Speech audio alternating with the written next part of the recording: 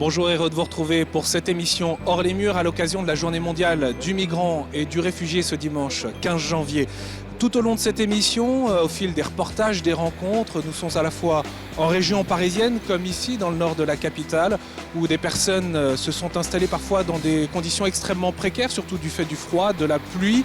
Nous serons également à l'une des principales portes d'entrée des migrants en Europe, à Lampedusa ou dans différents lieux d'accueil. Qui sont ces migrants?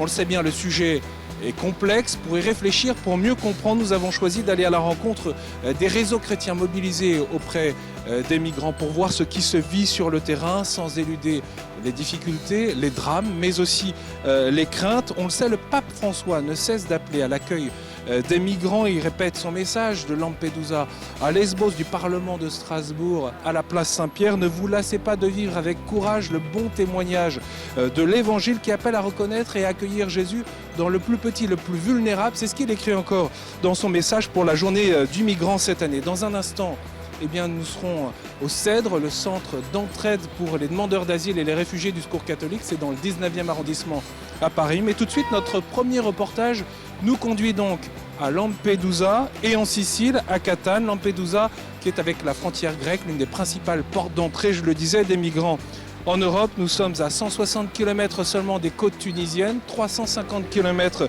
de la Libye. Notre journaliste Charles-François Brojon y a retrouvé sœur Angèle et tant d'autres qui accueillent chaque jour des dizaines, voire des centaines de personnes.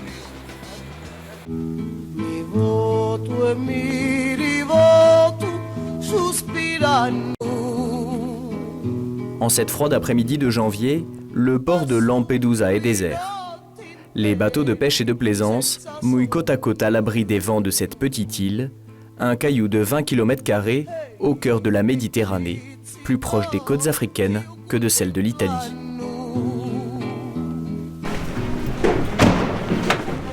De l'autre côté du port, ces jeunes volontaires du corps de secours italien de l'Ordre de Malte brisent la tranquillité ambiante. Elles sont médecins ou infirmières et rejoignent comme tous les jours une des navettes insubmersibles des gardes-côtes pour une patrouille en mer qui durera 6 heures. L'objectif, repérer des embarcations de migrants qui tentent la traversée vers l'Europe depuis l'Afrique du Nord et leur procurer les premiers soins. Quand nous sommes en mer, nous aussi nous regardons avec attention s'il y a des migrants, bien entendu. Et quand il y en a, on s'occupe d'eux d'un point de vue sanitaire. On cherche à diagnostiquer les cas les plus graves et les cas les moins graves et nous nous occupons d'eux jusqu'à l'arrivée au port. Au port, où les migrants sont pris en charge par les autorités publiques. Ornella et Adèle commencent tout juste une mission d'1 mois. Elles travaillent en collaboration avec les gardes-côtes italiens. Là, c'est l'île de Lampedusa où il y a le point rouge. Parfois, on fait des sauvetages jusque dans les eaux libyennes. Par exemple ici, à 290 km de nos côtes. On utilise des navettes rapides spécialisées dans les recherches et le sauvetage et on arrive à sauver les personnes tout de suite parce qu'on les fait monter directement à bord. Il y a aussi des bateaux de Frontex, des ONG, de la marine militaire ou les navires marchands. Tout participe au sauvetage.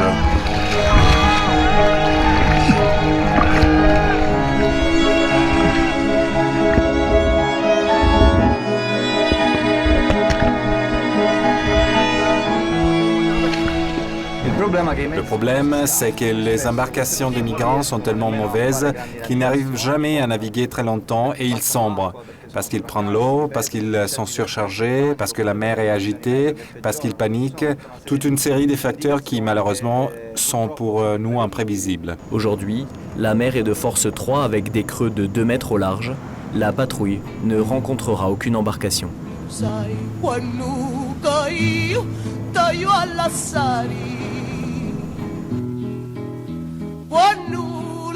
C'est à 350 km de Lampedusa que nous retrouvons sœur Angèle sur le port de Catane, où elle se trouve après avoir passé plusieurs jours en mer.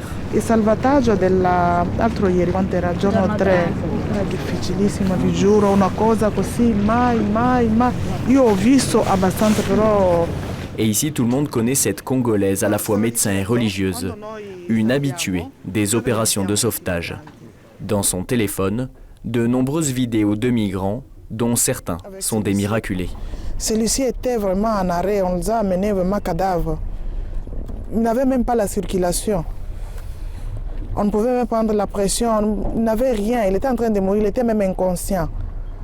J'ai fait l'adrénaline et on l'a récupéré. C'est ça au moins ce que nous faisons comme travail, c'est un travail dur. Voilà un autre miraculé, ce bébé récupéré dans un sac de sport, comme nous le voyons sur ces images tournées par les équipes de secours.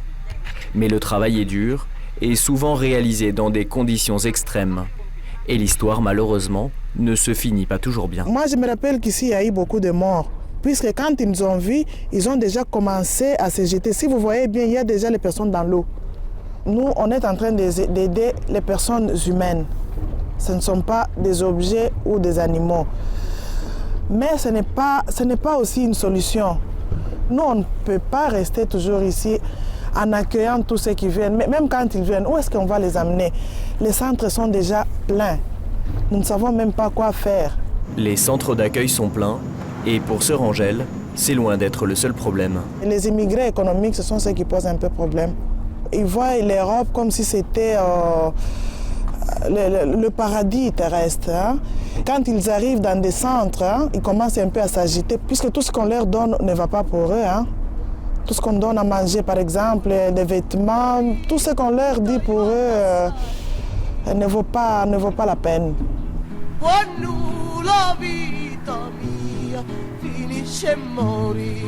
Pour beaucoup, la fin d'un trajet déjà cauchemardesque.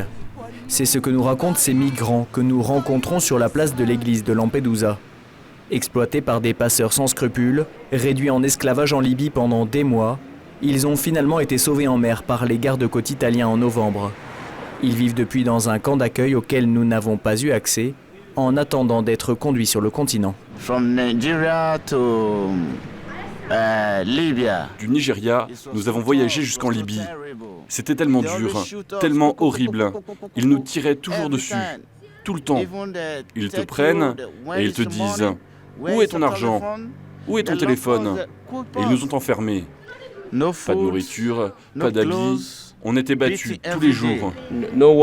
Parfois, on n'avait même pas d'eau. Et quand tu pissais, ils te disaient de boire.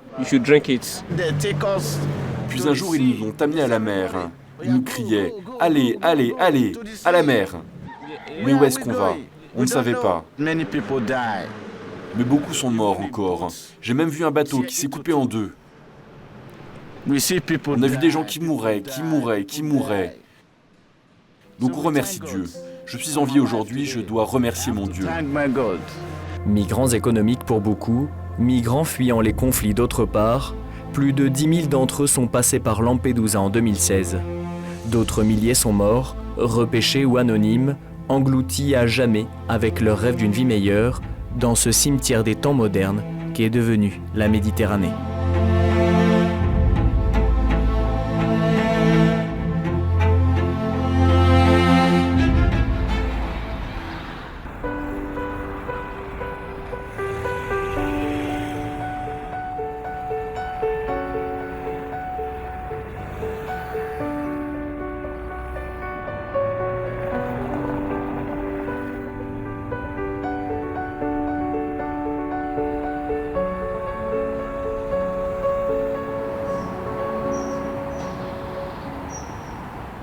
Voilà, et on se souvient bien que c'était à Lampedusa que le pape François a réalisé sa première visite en dehors de Rome. C'était le 8 juillet 2013. Il était venu pour prier pour les morts en Méditerranée, pleurer pour les morts, comme il l'a dit, mais aussi pour réveiller les consciences face au phénomène et à l'indifférence du monde envers les migrants. Nous sommes avec Geneviève Jacques. Bonjour. Bonjour. Merci d'être avec nous pour cette première rencontre dans cette émission. Vous êtes présidente de la CIMAD, qui est une association d'inspiration protestante, qui accompagne les personnes étrangères pour la défense de leurs droits.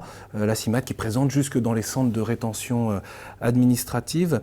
On parle de plus de 15 000 morts en moins de 3 ans en Méditerranée, morts noyés. Et pourtant, la CIMAD dit il faut pas en rester à l'émotion. Qu'est-ce que ça signifie?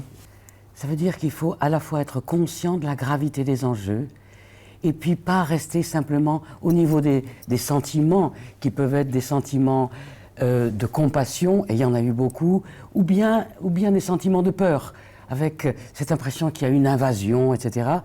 il faut essayer de dépasser pour comprendre qu'il s'agit d'êtres humains qui sont là à nos portes, aux portes de l'Europe, et qu'il faut transformer cette émotion en une forme d'engagement concrète où que l'on se trouve. Il y a la responsabilité des citoyens, et en particulier des chrétiens, et puis il y a aussi la responsabilité des pouvoirs publics pour que l'accueil de ces personnes qui viennent chercher un endroit pour vivre simplement puisse se réaliser. Malheureusement, on est encore loin du compte. Qui sont ces personnes? On peut en dire quelques mots? Il est arrivé depuis 3 ans un flux très important de personnes en provenance d'une part de Syrie et du Moyen-Orient. On connaît les raisons, la guerre en Syrie et puis tous les pays environnants où se trouve la très grande majorité des réfugiés. 85% des réfugiés syriens sont restés dans la région ou bien en Turquie. Et puis il y a un autre flux qui arrive qui arrive à Lampedusa en particulier, qui traverse la Méditerranée à partir de la Libye, qui provient de la Corne de l'Afrique et de l'Afrique de l'Ouest. Les causes dans les deux côtés. Il s'agit de violences insupportables. Violence de la guerre et de la déstabilisation en Syrie et violence de systèmes insupportables en Érythrée ou bien de la pauvreté en Afrique qui force les gens à les chercher ailleurs. On peut les chiffrer? L'année dernière, pour l'année 2015, où on a des chiffres, plus d'1 million de personnes sont entrées en Europe. Alors ça paraît beaucoup. Bon, l'Europe, nous sommes 550 millions. Donc, vous voyez, c'est 1 million. Le petit Liban, il a 1 500 000. La Turquie, 3 millions. Donc c'est beaucoup, mais c'est pas, ça pourrait être gérable. Ceci dit, c'est quand même un phénomène migratoire historique. Ce phénomène va-t-il durer? Regardons les causes. Les gens partent pas pour venir visiter la France ou l'Eldorado européen. Ils viennent pas en touristes. Les causes, quelles sont-elles? Il y a la guerre et la déstabilisation profonde de tout le Moyen-Orient. Et puis les causes plus structurelles qui font que les gens partent parce que le désert avance, parce qu'il y a des groupes qui déstabilisent le Sahel en particulier ou la dictature en Érythrée, etc. On n'est pas devant des solutions à court terme. Il y a donc une prise de conscience que malheureusement nos États, tous les États européens, n'ont pas véritablement assumé, que nous sommes là devant un mouvement de population qui viennent chercher protection, qui viennent chercher un lieu pour vivre en Europe et qui ne va pas s'arrêter dans les 2 années qui viennent. Or, toutes les mesures qui ont été prises dans l'urgence, comme si ça allait s'arrêter demain. Derrière le mot crise, d'ailleurs, il y a cette idée que ça va être court. Alors, absence totale de prévision au niveau européen. Et puis, malheureusement aussi, il y a un véritable... Si on parle de crise, je crois qu'il y a une espèce de crise, on pourrait qualifier de morale. Le pape, d'ailleurs, ne mâche pas ses mots sur ce sujet. Il y a aussi ces situations humaines qui sont dramatiques, de gens qui sont en errance à travers tout le continent. Et ça, c'est franchement indigne. Je voudrais vous faire réagir un bref mot sur la question des mineurs, parce que c'est le thème du message du pape François pour cette journée du réfugié et du migrant. Migrants vulnérables et sans voix, quel est le sort de ces mineurs qui arrivent aussi, parce qu'il n'y a pas que des adultes? Un certain nombre d'entre eux, par exemple, que nous avons rencontrés, qui viennent d'Afghanistan, ils ont franchi 10 000 km, 6 000 km à travers les montagnes, l'Iran, etc., ont vécu des choses pour beaucoup, qui sont au-dessus de leur âge, mais il reste des enfants quelque part. Exploités aussi? Et possiblement exploités, et qui se trouvent mal pris en charge ou pas pris en charge. Et il y a un véritable problème, et très sérieux, en France en particulier, de prise en charge des mineurs non accompagnés, comme l'on dit. C'est-à-dire qui soit ont laissé leurs parents dans leur pays d'origine, soit ont perdu leurs parents en route, quelquefois, à cause de la complexité des voyages. Et là, il y a une vraie préoccupation nos associations, le Secours catholique, la CIMAD et beaucoup d'autres, nous avons alerté très récemment les ministères pour dire là, il y a une responsabilité. Pour ceux qui sont en France, il y a une véritable responsabilité de l'État qui, pour le moment, n'est pas à la hauteur. Merci beaucoup Geneviève Jacques. Justement, Merci. Je vous propose de retrouver Drissa et Moumini. Ce sont deux jeunes mineurs qui sont actuellement accueillis à Poitiers. Nous avons pu les rencontrer grâce à l'aide sociale à l'enfance et la Société Saint-Vincent-de-Paul. Et c'est notre journaliste Marine Le Boulanger qui a recueilli à la fois leurs témoignages, mais aussi leur histoire, leur parcours et leurs espoirs aujourd'hui. Il y a du soleil à Poitiers ce jour-là. Une chance pour Moumini et Drissa qui passent toute la journée dehors, comme tous les jours. Ni école, ni travail, ni formation. Tous les deux musulmans, ils ont quitté leur pays, seuls, à 16 ans. La Côte d'Ivoire pour Moumini, le Burkina Faso pour Drissa. Quand je suis à l'hôtel, je me réveille à 11h. J'ai rien à faire, je prends ma douche. À midi, je vais au restaurant, je mange, je suis sur mon téléphone. Ils ont tout quitté et risqué leur vie parfois, en quête d'une vie meilleure. D'Espagne à Poitiers, j'ai fait au moins 6 jours. Entre Espagne et Poitiers, je dormais dans la rue, dans les gares. C'était pas facile, ouais. Comme Moumini et Drissa, à Poitiers, ils sont aujourd'hui une centaine à errer dans les rues. Quand Anne a entendu parler de cette situation dans sa conférence Saint-Vincent-de-Paul, elle s'est sentie interpellée. Voilà, alors tu mets 500 francs, puis tu mets une petite flèche, par exemple, Resto du Cœur. Ils sont complètement livrés à eux-mêmes, ils sont vulnérables. En plus, le quartier de la Gare, c'est quand même un quartier assez mal famé, donc il peut y avoir de la drogue.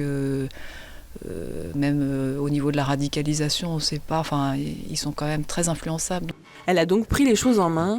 Chaque lundi, elle retrouve un groupe de 12 avec des jeunes de l'aumônerie étudiante. Elle propose un suivi en français, en maths, autour d'une boisson chaude. C'est très très important pour moi. Parce que je ne sais pas écrire français, je ne sais pas lire. Parce qu'arrivé là-bas, c'est Anna qui nous montre comment écrire, comment parler français. Ces jeunes dépendent de l'aide sociale à l'enfance de la Vienne, mais le service est débordé. Depuis octobre dernier, un décret autorise les administrations à recourir à des partenariats. L'ASE de la Vienne n'a donc pas hésité à accepter une collaboration avec la Société Saint-Vincent-de-Paul. Aujourd'hui, nous sommes le 5 janvier. J'ai déjà eu 12 mineurs qui sont arrivés. C'est très exactement le nombre qui est arrivé dans notre département en 2008, dans toute une année. Donc l'année 2016, c'est presque 300 mineurs qui sont arrivés, dont une centaine restent sur notre territoire, ce qui signifie que les services de protection de l'enfance, dans notre département comme d'ailleurs dans les autres, sont face à un enjeu qu'ils n'ont jamais connu, avec un flux de migrants de plus en plus important, qui double en fait tous les 6 mois. Quand même, ce que moi je voulais, c'était de partir à l'école ou apprendre un métier, être bien logé dans un appartement, quelque chose comme ça.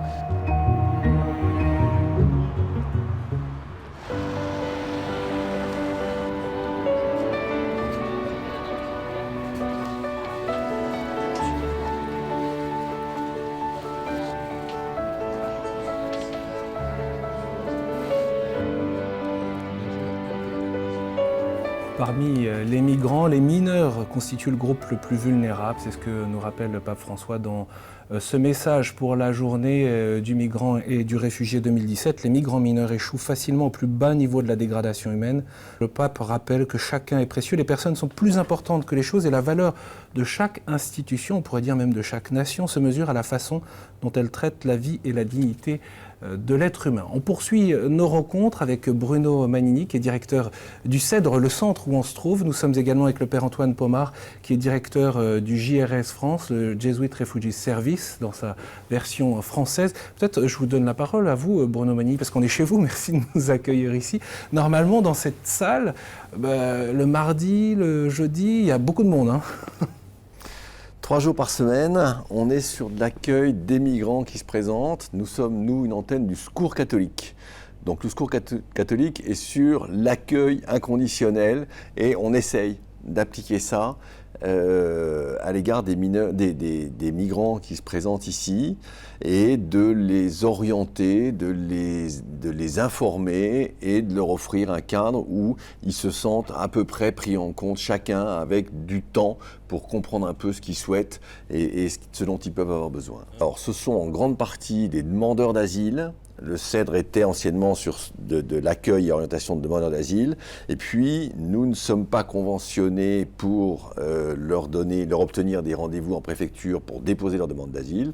Donc, petit à petit, nous nous écartons un peu de la demande d'asile directement. Et nous avons un certain nombre de déboutés, de réfugiés et de gens en réexamen un peu périphériques à la demande d'asile. Ce non-conventionnement, c'est un choix du centre ? C'est un choix clair du Secours catholique pour rester libre de ses choix, ne pas être tenu comme opérateur de l'État, rester libre sur financement privé et autofinancement du Secours catholique, et pour pouvoir continuer à s'adresser et à accueillir les plus en précarité des migrants, c'est-à-dire précisément ceux qui sont un peu en périphérie de demande d'asile. Alors, Père Pomar, vous avez pris la responsabilité du Jesuit Refugee Service France. Récemment, il y a ce réseau Welcome qui a été lancé pour l'accueil justement de migrants dans des familles. Oui, tout à fait. Le réseau Welcome a 8 ans cette année. L'intuition est assez simple, c'est de se dire, voilà, pour pouvoir permettre d'héberger des personnes, mais pas seulement les héberger, qu'elles aient une expérience de rencontre, eh bien, offrons aux familles d'accueillir des demandeurs d'asile qui sont à la rue. Et voilà, ça leur donne la possibilité, en fait, à la fois d'avoir un toit et en même temps de découvrir la culture française. Le pape François a lancé ce fameux appel, c'était le 6 septembre 2015, lors de la prière de l'Angélus, à ce que, en Europe, chaque paroisse, chaque communauté, les sanctuaires, les monastères accueillent une famille. Est-ce que cet appel a été entendu ? Alors oui, il y avait eu l'étude de la conférence des évêques de France, là, en août, à laquelle la moitié des diocèses avaient répondu, et tout le monde avait été impressionné par le nombre de personnes qui étaient déjà mobilisées. Mais après un appel, il y a les premiers qui se lèvent, puis la deuxième vague, la troisième vague, et nous on reçoit encore des personnes qui nous appellent pour la première fois, qui veulent répondre à l'écho qu'a eu cet appel. Du coup, je crois qu'on pourra vraiment faire une bonne évaluation de cette réponse d'ici 2 ou 3 ans. Oui. Justement, avant d'aller plus loin, je vous propose, puisque vous parlez de conversion, de voir un peu ce que peut provoquer l'accueil d'une personne migrante dans une famille. C'est une rencontre qui est justement soutenue par ce fameux réseau Welcome dont vous nous parliez à l'instant, auquel d'ailleurs les Caritas dans les diocèses sont largement associés. On va découvrir tout cela en reportage, en images. A priori, Jean-Pierre et Catherine n'auraient jamais dû rencontrer Mohamed. Le couple vit à Belgentier, un village dans le Var. Lui a grandi à des milliers de kilomètres en Irak. C'est un plat qui se fait en Irak. Et la dernière fois, on en a mangé un peu, c'était excellent. Mohamed a fui son pays après un attentat qui visait sa famille. Pour leur éviter des représailles, il nous a demandé de flouter son visage. En France, après plusieurs nuits à la rue, il a été accueilli dans cette maison. On avait de la place. Si j'inverse les choses et que mon fils, alors que son pays est en guerre, se réfugie dans un autre pays, qu'une famille l'accueille, je serais immensément reconnaissante. On va manger aussi ça. Oui, on va tout manger. C'est dans ces moments simples que se tissent des liens forts. Mohamed est accueilli simplement comme un proche.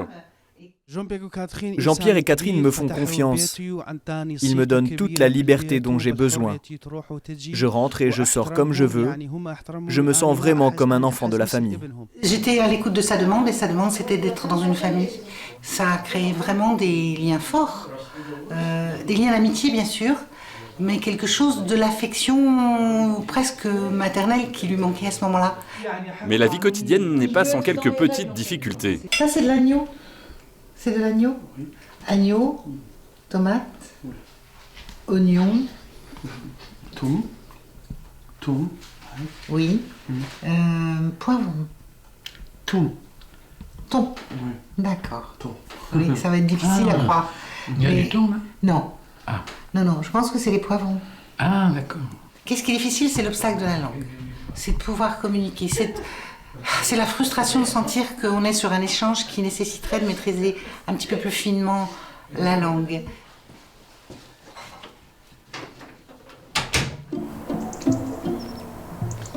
Le lendemain matin, nous retrouvons Jean-Pierre et Mohamed au jardin. L'année prochaine, parce qu'on aura des pommes, je les ferai goûter.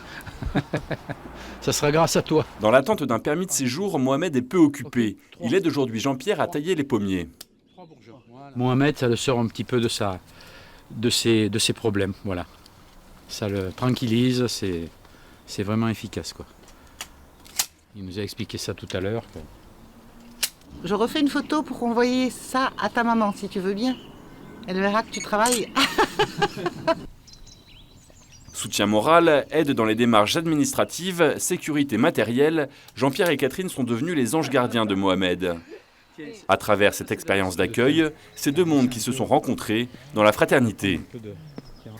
Voilà un petit aperçu de cette qualité de rencontre et d'accueil qui peut être vécu dans le réseau Welcome. Père Pomard, on peut préciser que cet accueil il est volontairement de courte durée.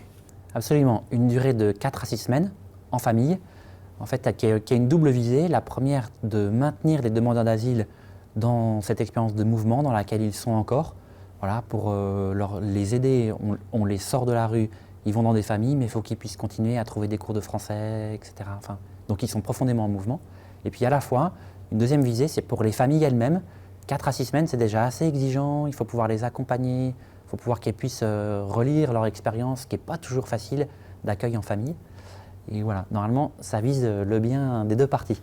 Quelles sont vos préoccupations à vous aujourd'hui dans ce contexte dont on perçoit bien qu'il va durer un certain temps? Aujourd'hui, dans la politique d'accueil de l'État français, on estime que pour à peu près 50%, hein, plus que ça, la rue est le lieu d'asile.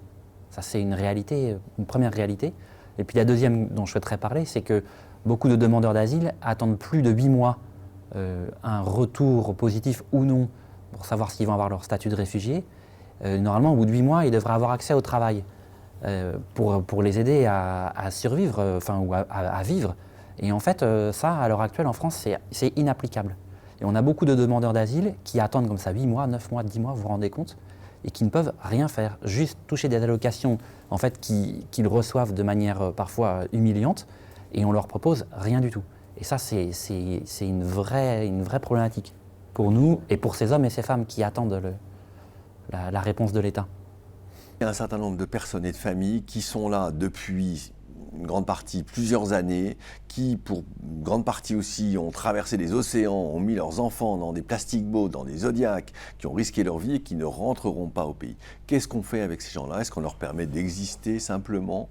Là, il y a une question qui n'est peut-être pas en termes de grande masse, mais qui est en termes de situation individuelle. On ne peut pas laisser les gens recourir aux expédients auxquels ils ont droit. C'est des questions d'ordre public. Bon. Puis après, il y a des questions de long terme. Et sur le long terme, que deviendrait la France si on passait par-dessus bord la notion même d'accueil de réfugiés? C'est notre lien à la liberté, notre lien au monde occidental qui est en cause là-dessus. Donc ça mérite une réflexion qui dépasse le strict cadre du Sénat.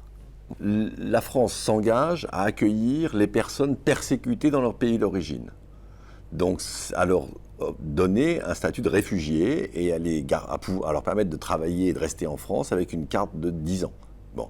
Donc la Convention de Genève n'est pas dénoncée et on a un consensus dans l'opinion publique pour ne pas la dénoncer. Mais ça, c'est quelque chose de majeur. Et son application est de plus en plus en pointillé, de plus en plus délicate. Oui, parce qu'il ne faut pas faire d'angélisme. Il y a vous êtes confronté à quand même beaucoup de difficultés dans cet accompagnement des personnes. Et je dirais même que ceux qui accompagnent des personnes en situation de migration peuvent constater que c'est souvent d'ailleurs une forme de combat. Plus de la moitié des demandeurs d'asile n'obtiennent pas le statut de réfugié. Que deviennent-ils? Bon, il y en a une partie qui sont chez nous. Et dans les demandeurs d'asile, pendant la durée de leur demande d'asile, plus de la moitié ne sont pas hébergés en CADA comme l'État français en a pourtant l'obligation, Convention de Genève et Directive Asile européenne. Quand le statut n'est pas accordé, logiquement, les personnes devraient être reconduites dans leur pays, le fameux éloignement, comme on dit.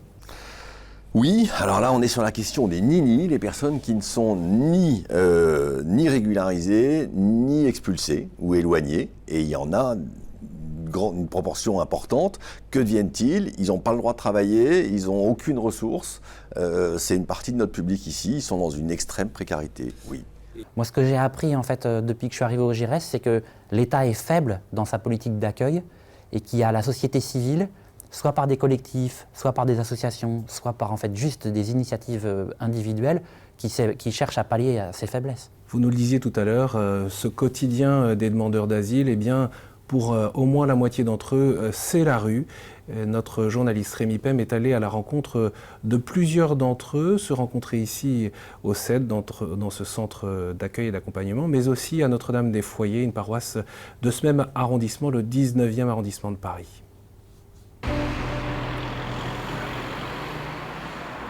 Aboubacar, 25 ans, et Sekouba, 20 ans, sont guinéens et demandeurs d'asile en France. Ils ont fui leur pays pour la même raison. Convertis au christianisme dans un pays musulman, ils ont souffert de persécutions qui ne leur laissent d'autre choix que l'exil. Chaque jour ou presque, ils se rendent à la paroisse Notre-Dame-des-Foyers dans le 19e arrondissement. Dans le sous-sol de l'église, des bénévoles organisent un accueil depuis l'automne 2015 autour de la sœur Marie-Joseph. Nourriture, vêtements, cours de français, mais surtout une écoute et des conseils pour leur démarche. Contacter quelqu'un là, une paroisse. Nous les accueillons pour les orienter, pour qu'ils rencontrent une personne. Je crois que c'est le début d'une construction. Pour se reconstruire, c'est le rapport avec d'autres personnes qui leur permet de se reconsidérer comme personnes humaines. Je prépare aussi les riz et les haricots. Cela passe par la préparation des repas pour Sekouba qui aide quand il le peut. Ça va? Je viens souvent ici parce qu'il me faut venir ici. Quand je ne viens pas ici, c'est un peu gauche pour moi, c'est un peu dur pour moi. Parce que quand je viens ici, au moins je gagne à manger et ici aussi encore, on me prodigue des conseils. Je prends du temps au fait pour oublier certaines choses. Sinon, quand même, franchement, c'est dur pour moi en France. Mais aussi par un tour au vestiaire afin de s'équiper pour la nuit. Écharpe, j'ai pu. Non. Chaussettes. Ah bah ça vous va bien. C'est bon. Voilà, c'est génial. Ouais. Chaussettes noires. Quand l'accueil ferme ses portes vers 19h, À la prochaine. Merci. pas d'autre choix que de retourner dans la rue. Vu leur situation, ils préfèrent éviter les solutions d'hébergement collectif auxquelles ils pourraient avoir droit, comme les centres d'accueil pour demandeurs d'asile ou le 115, car ils ont peur d'être reconnus par des compatriotes qui pourraient les dénoncer. L'instabilité de la rue leur garantit plus d'anonymat. Une jungle dans la ville qui laisse apparaître les failles des dispositifs publics. C'est une place où on se regroupe ici. Ici, on peut se croiser avec des Soudanais, des Érythréens, des Syriens, des Tchadiens, tous ici là. J'attends jusqu'à la nuit va bien tomber là et puis j'essaye de trouver passer la nuit. Passer la nuit, ça veut dire sillonner les rues à la recherche d'un lieu où s'asseoir, s'allonger même parfois, mais pas dormir. Car dans la rue, il est presque impossible de dormir à cause du bruit, du froid, de la police qui vient parfois pour les déloger. Depuis leur arrivée, ils n'ont ainsi pas dormi une seule nuit dans un lit. Plus de places disponibles aux alentours du métro La Chapelle, direction Gare du Nord. Ce soir, ils s'arrêteront sur une bouche d'aération avec quelques couvertures sales. Loin, très loin de l'idée qu'ils avaient de la France. Mais Sekouba a d'autres plans pour son avenir.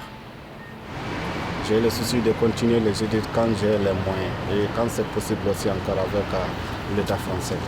Ça me ferait un grand plaisir car je n'aimerais pas rester dans la vie comme ça, rester comme un béni. Or que je peux préparer soi-même ma propre vie. Au matin, Aboubacar est seul. Sekouba est parti chercher un courrier important à l'association qui lui accorde une domiciliation.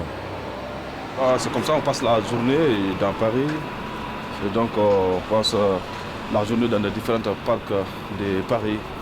Et toute la journée c'est comme ça parce qu'on n'a pas où habiter, donc on est obligé de faire cela.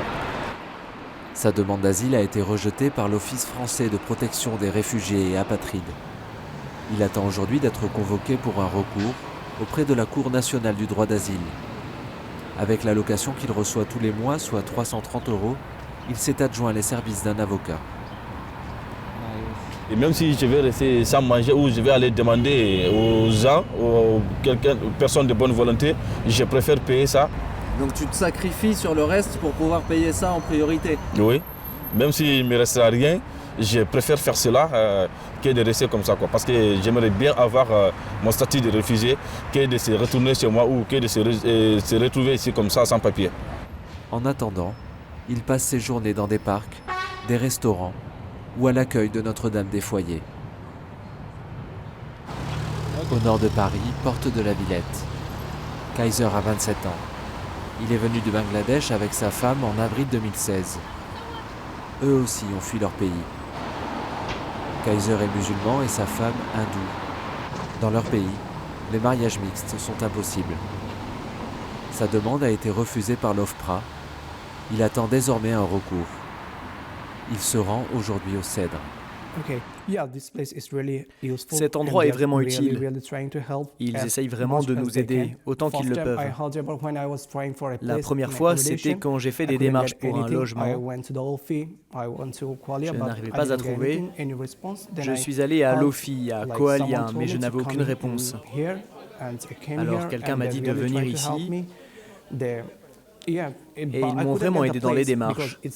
Au final, ça n'a pas marché. Mais en ce qui concerne d'autres démarches, comme pour préparer mon entretien, pour le recours, ou encore plein d'autres choses, ils m'aident énormément. Pour Aboubacar, Sekouba, Kaiser et des milliers d'autres demandeurs d'asile en France, la route est encore longue avant d'atteindre la vie qu'ils espéraient trouver en quittant leur pays.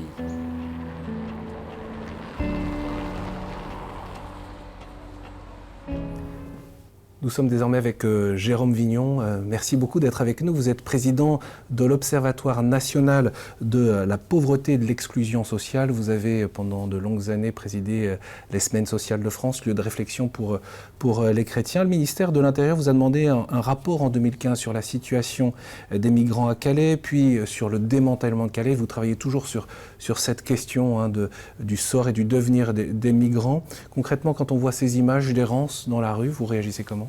Le fait de voir autant de migrants qui auraient éventuellement le droit d'être hébergés dans des centres d'accueil des demandeurs d'asile, qui pourtant sont dans la rue, ça pose le problème du réajustement, du redimensionnement de ce qu'on appelle le système de la demande d'asile, le DA, qui n'est plus du tout à la taille du changement de régime migratoire. Jusque dans les années 2012-2013, on avait environ 60 000 demandeurs d'asile en France, donc de personnes qui étaient reconnues comme pouvant déposer une demande, être instruites ensuite. Maintenant, on est passé en 2015 à 80 000. En 2016, on sera peut-être sur 100 000. Mais il faut s'attendre, compte tenu du fait que les causes de ces problèmes ne sont pas complètement pas résolues, à ce qu'on aille vers un seuil de doublement du nombre de demandeurs d'asile en France, 120 000 par an. En même temps, c'est beaucoup, puisque c'est 2 fois plus que ce qu'on faisait. Ça se fait dans un temps très, très record. Donc, notre système d'hébergement n'est plus à la hauteur et du coup, soit les gens sont dans la rue, soit ils empiètent sur de l'hébergement qui était destiné à des Français, à des gens en difficulté. Et Jean-Michel, on n'en a pas encore parlé dans cette émission, mais est-ce que vous comprenez l'hostilité, les craintes d'une partie de nos concitoyens vis-à-vis du phénomène migratoire, de l'accueil des migrants, et surtout dans le contexte qu'on connaît, de difficultés économiques, de chômage, d'endettement de notre pays, parce que tout ça, ça a un coût, l'accueil des migrants, y compris des demandeurs d'asile. Alors l'hostilité, c'est difficile, enfin on la constate. Les craintes, oui, je les respecte, je les comprends. Je vois 2 sources à ces craintes, et ces sources demandent une réponse. D'une part, les Français se rendent compte que la grande vague migratoire des années 60 en provenance des pays du Maghreb, eh bien, ces conséquences n'ont pas été complètement absorbées. En termes d'intégration, nous ne sommes pas à l'aise avec la manière dont nous avons pu accueillir les familles de culture musulmane dans notre pays. Et du coup, les Français se disent, mais est-ce qu'on va être capable de faire mieux avec ceux qui arrivent? Donc, je pense que c'est une vraie question. Puis, d'autre part, en matière d'intégration, c'est-à-dire une fois que les migrants ont reçu un titre de séjour, parfois un titre de séjour de longue durée, leur insertion dans la société française, et en particulier dans le monde du travail, mais aussi dans le monde du logement, n'est pas si aisée que ça.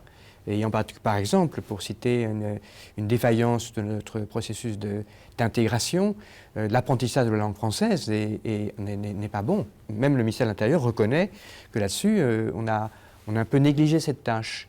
Donc je comprends très bien que des Français se disent, il en vient plus, on n'a pas bien fait avec ceux qui étaient déjà là, donc comment va-t-on faire? Alors, je crois que par rapport à ça, il faut se tenir debout. Il ne faut pas dire l'État ne fait rien, parce que si on commence à dire que l'État est faible, ne fait rien, on finit par être dans une impasse. Alors à ce moment-là, on bloque tout, puisqu'on ne peut pas compter sur l'État. Ce n'est pas vrai, l'État se bouge. Au commissariat aux réfugiés estime que nous avons besoin de 20 000 passes supplémentaires. Ce n'est pas la mer à boire, mais c'est beaucoup. Justement pour pas être dans la rue. Voilà, absolument. Et puis alors, il y a un travail de longue haleine sur l'intégration pour ceux qui ont droit de rester dans notre pays. Et intégration qui aussi nécessite un investissement social. Un accompagnement vers l'emploi, l'apprentissage de la langue, accompagnement vers le logement. Et tout ça, c'est un coût. Oui. C'est un coût. Tout ça a un coût. Tout ça doit être imputé, me semble-t-il, aux politiques sociales. Ce n'est pas un coût démesuré. Je crois que c'est-à-dire doubler actuellement les sommes qui sont consacrées à l'intégration et à l'accueil des demandeurs d'asile, c'est de l'ordre de 5 à 6 milliards d'euros. Ça paraît considérable pour ça me paraît pas, les personnes qui sont au chômage aujourd'hui. Vu les enjeux politiques, ça ne me paraît pas démesuré, surtout si c'est étalé dans le temps et si par ailleurs l'État est en mesure d'appliquer avec clarté sa politique migratoire. Cet apport migratoire démographique nous est utile. Aider à ce qu'il se déroule dans de bonnes conditions, c'est faire un investissement positif pour l'avenir. Pour rassurer les Français, il faut leur donner une perspective qui est basée sur la capacité de faire de l'État, sa capacité à appliquer la loi. On en est pour l'instant loin, faute de moyens, et en partie parce qu'on a dissocié les questions sociales et les questions purement d'instruction de l'asile. Tout a été confié, peut-être un peu mélangé, depuis que le ministère des Affaires sociales n'est plus compétent pour les questions d'intégration, ça ne s'est pas clairement amélioré.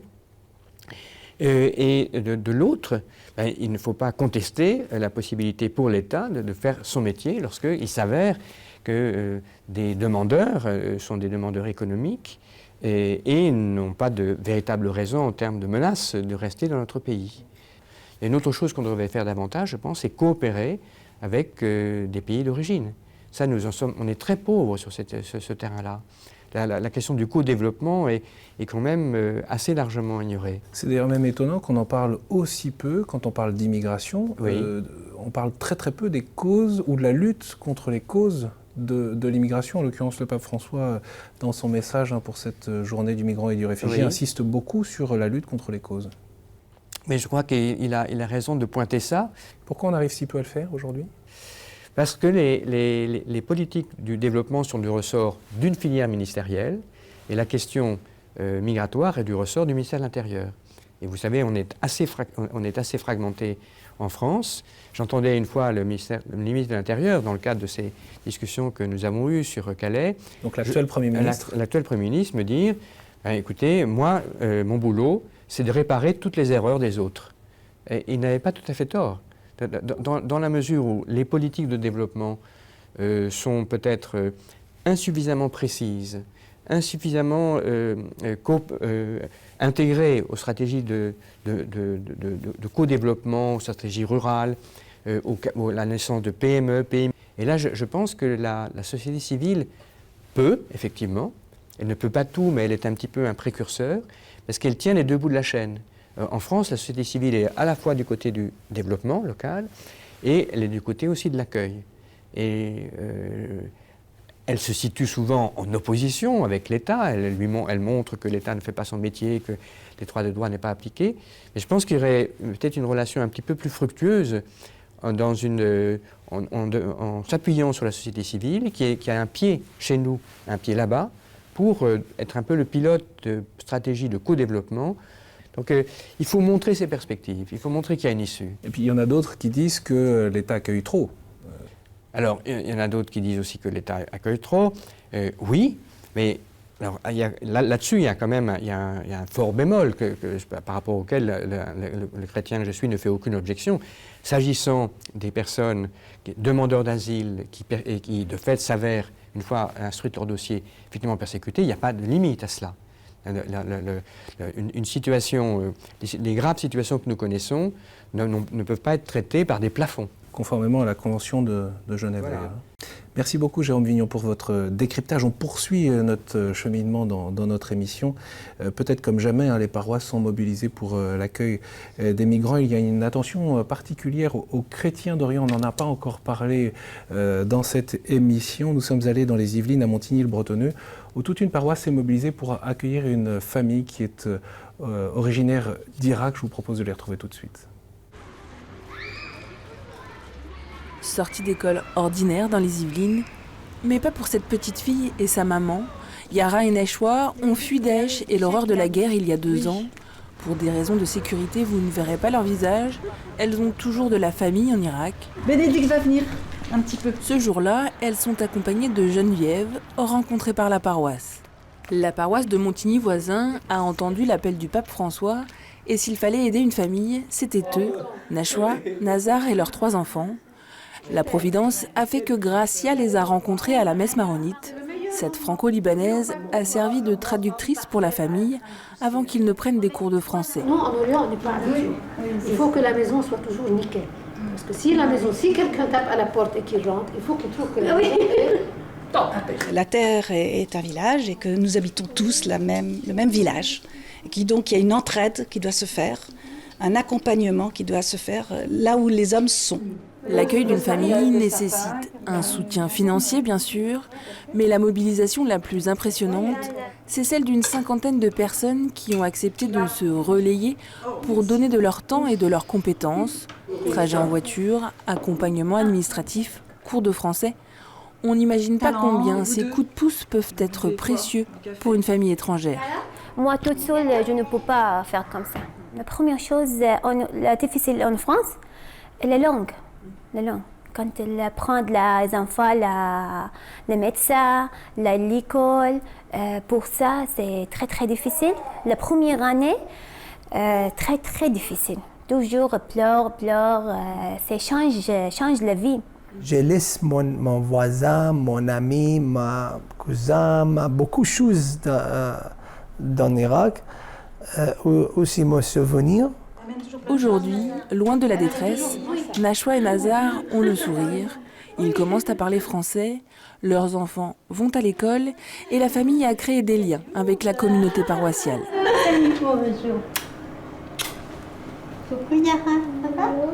Je suis intimidée. Bénédicte vient tous les lundis de 17h à 19h pour aider Yara à enrichir son vocabulaire en français. Mais au final, c'est toute la famille qui bénéficie de ce temps. Je me suis dit que c'est un appel. Ça faisait un moment que je me demandais ce que je pouvais faire pour les autres.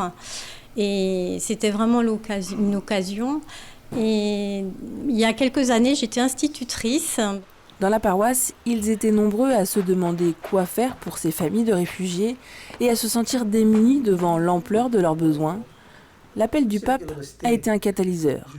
On voit le monde comme il est, le monde dans lequel on vit, et donc les cris qu'il nous lance. Moi, je pense qu'une paroisse catholique, comme son nom l'indique, c'est une paroisse qui est attentive aux cris du monde. Je trouve que c'est vraiment symptomatique d'une communauté qui va bien, d'une communauté qui vit vraiment l'Évangile, que d'avoir cette capacité de mobilisation-là sur de telles questions. Au-delà de l'entourage pratique, administratif et matériel de la famille Afrim, c'est aussi le défi de l'insertion dans leur pays d'accueil qu'a voulu relever la paroisse de Montigny voisin, en les accueillant et surtout en tissant des liens fraternels avec elle. On sait que le souci d'accueil des chrétiens d'Orient est une réalité.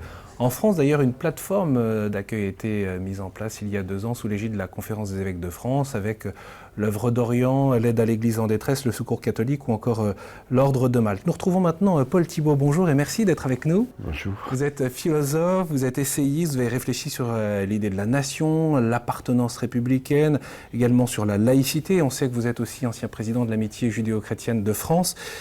Est-ce que vous comprenez que certains chrétiens aient plus de facilité à accueillir ceux qui partagent la même religion des chrétiens? Évidemment, surtout en ce moment, le souci des chrétiens d'Orient, c'est naturel parce qu'il y a quand même une tendance à effacer le premier enracinement ou séquelles, les traces du premier enracinement historique du christianisme qui se trouve là-bas, entre la Palestine et l'Irak actuellement. Alors, et l'Égypte, enfin, et qu'il soit menacé, c'est quelque chose de scandaleux pour les chrétiens. Enfin, ça, c'est évident. Parmi les migrants, il y a effectivement des chrétiens qui fuient les persécutions, mais pas seulement. Il y a beaucoup de musulmans. L'identité religieuse des migrants, est-ce que c'est un critère, un élément qui est trop sous-estimé d'après vous ? Oui, c'est un élément qui est trop sous-estimé. Le mot laïcité est tout à fait ambigu parce que, on l'interprète soit il faut qu'ils soient comme tout le monde, qu'on ne les voit pas, etc., qui rampent sur le sol, ce qui est complètement idiot. Et de l'autre côté, puisque les religions sont libres, ils peuvent tout faire, si vous voulez. Alors la laïcité est un mot complètement ambigu et on se bat autour de lui comme autour d'un fantôme, si vous voulez. Est-ce qu'on ne devrait pas, si vous voulez, discuter avec les musulmans et dire si on est prêt à vous aider, puisque il est normal, vous êtes des arrivants, vous avez un handicap historique par rapport, par exemple, du point de vue immobilier, c'est évident, par rapport au catholicisme et même aux autres religions, mais à condition que vous fassiez pas société à part. Parce que le problème, c'est que les Français savent qu'il y a une assimilation, une intégration, peu importe le mot, si vous voulez, de plus en plus difficile des immigrés. Et du côté des musulmans, c'est très clair. Est-ce que c'est une réalité d'après vous ? Comment ? Est-ce que c'est une réalité d'après vous ? Oui, c'est une réalité d'après moi. Il y a eu les travaux de la démographe Michel Tribala qui le prouvent de façon, à mon avis, imparable. Il y a donc une espèce d'affirmation d'un isolationnisme musulman à quoi il faut répondre. Si vous voulez. Quel lien avec l'immigration, le sujet de l'immigration ? C'est-à-dire que l'immigration, comprenez, elle s'intègre de moins en moins. Il y a en France 12% de personnes qui ont un ou deux parents nés à l'étranger, si vous voulez. Ce sont des enfants d'immigrés ou des immigrés eux-mêmes, ce qui est un pourcentage important. C'est pas monstrueux, mais c'est important. C'est un des plus importants d'Europe.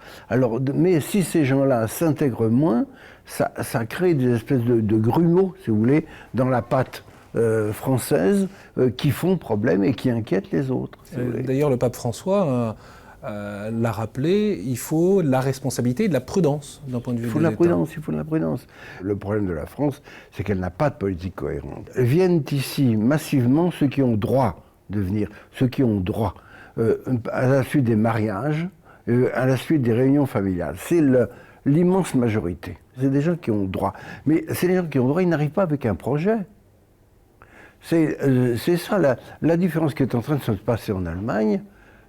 Ils risquent d'avoir ils auront des gens dont beaucoup ont un projet et qui ont une formation. Alors qu'en France, on vient parce qu'on a droit. Et une fois qu'on a droit et on rêve d'une prospérité et d'une vie confortable, on est déçu parce qu'on ne la trouve pas et ça se retourne contre le pays. Cette immigration de droit est quelque chose qui nous crée une situation particulièrement difficile. La question, c'est qu'il faut voir que ce n'est pas un problème individuel, de charité individuelle. C'est un problème collectif. Il faut dire, la France a des obligations. La France Pourquoi cette distinction ? Moi, personnellement, j'ai bon cœur, etc. J'ouvre mes bras. C'est quelque chose qui n'a pas de sens, si vous voulez, à la limite. Et en même temps, c'est important. C'est pas ça l'impératif de la charité, quand il y a quelqu'un qui a faim, de lui donner à manger ? Oui, dans une certaine mesure, mais pas pour. Ça n'oblige pas à les coopter comme concitoyens. Pour conclure notre échange et cette réflexion qui montre bien que la question de l'immigration s'entremêle avec les grandes problématiques de notre société aujourd'hui.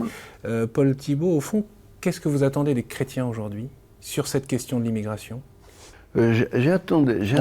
J'attendais des chrétiens d'abord qu'ils ne confondent pas l'individuel et le collectif et quand ils parlent de problème de l'immigration, ils en parlent du point de vue de la collectivité nationale à laquelle ils appartiennent.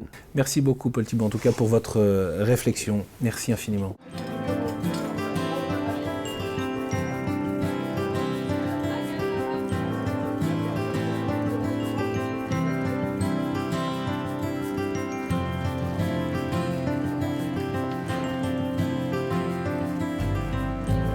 Voilà, nous arrivons au terme de notre émission en ayant bien conscience que face à des réalités si complexes, il est difficile d'être exhaustif en 52 minutes. Je tiens à remercier particulièrement tous ceux qui ont ouvert leurs portes, tous ceux qui nous ont accueillis et accepté de témoigner devant nos caméras, alors même que leur situation n'était pas si facile. Le mot de la fin de cette émission, il revient au père Carlos Caetano. Bonjour père. Bonjour. Vous êtes directeur du service national pour la pastorale des migrants. Vous êtes missionnaire scalabrinien, portugais.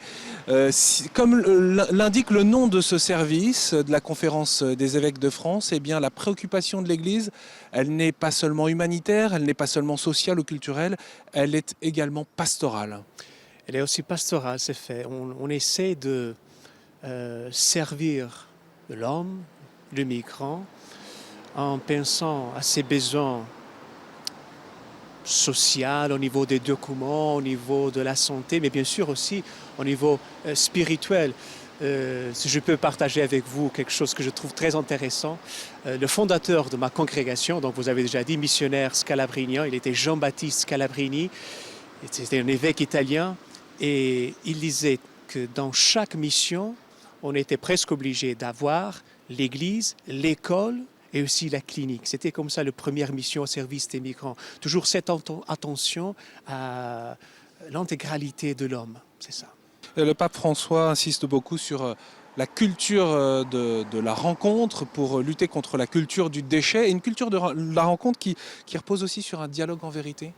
C'est vrai. Et en effet, je pense que la journée mondiale des migrants et des réfugiés, qu'on célébrera dimanche, c'est vraiment une occasion pour préparer, organiser, pour vivre des rencontres, pour créer des occasions de dialogue, de partage.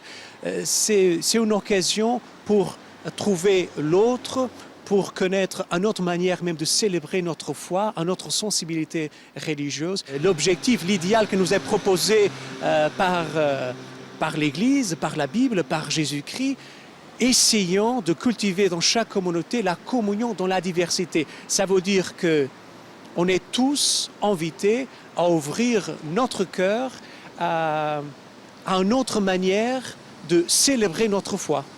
Merci beaucoup, Père Carlos Caetano. Bien sûr, pour tous ceux qui le souhaiteraient, eh bien, il est possible de retrouver le message du Pape François sur notre site internet, également sur le site de la conférence des évêques de France ou le site du Saint-Siège. N'hésitez pas à retrouver sur le site internet de KTO cette émission Hors les murs, les réseaux chrétiens auprès des personnes migrantes. Merci beaucoup pour votre fidélité. Vous pouvez également réagir, bien sûr, via les réseaux sociaux ou nous écrire. N'hésitez pas à la rédaction. À très bientôt.